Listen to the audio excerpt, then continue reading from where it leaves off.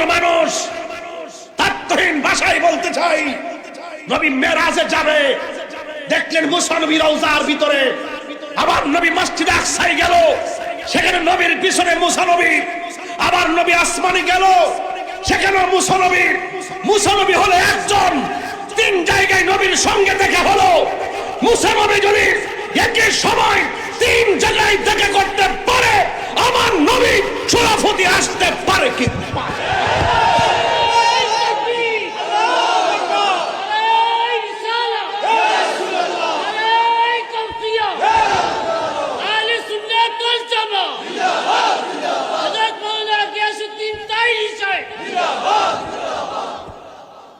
আল্লাহু আকবার জোরে বলেন, আরো জোরে।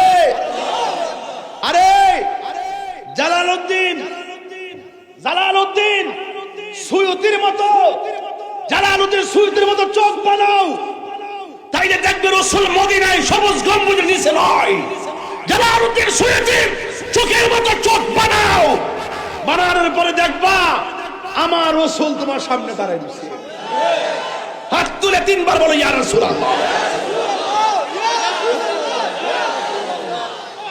আল্লাহু আকবার বলেন। আমার নবী আসতে পারে, বিশ্বাস আছে না নাই? আরো বড় করে আছে না নাই? আমার নবীকে সেই ক্ষমতা দিয়েছে কে? আরো বড় করে ক্ষমতা দিয়েছে কে? শুধুমাত্র চোখ লাগবে, চোখ। এই চোখ দিয়ে নবী দেখা যায়, এই চোখ দিয়ে আল্লাহ দেখা যায়, এই চোখ দিয়ে নবীর দিদার হয়, দিদার। সুবহানাল্লাহ বলেন। আমার ভাইয়েরা, তো মুসা নবী তিন জায়গায়, নবী আসতে পারে কি পারে না?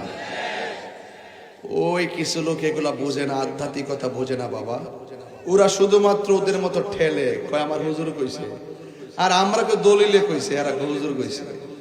কোন হুজুর আমার দলিল না, আমার দলিল কোরআন এবং সুন্নাহ। কথা বলেন ঠিক না বেঠিক?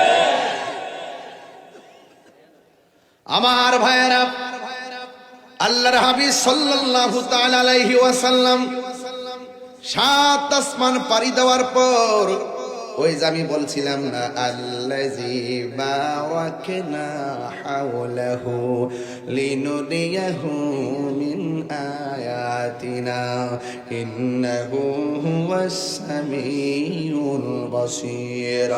আল্লাহর হাবিব জান্নাতের ভিতরে ঢুকলো, সুবহানাল্লাহ কর না কেন?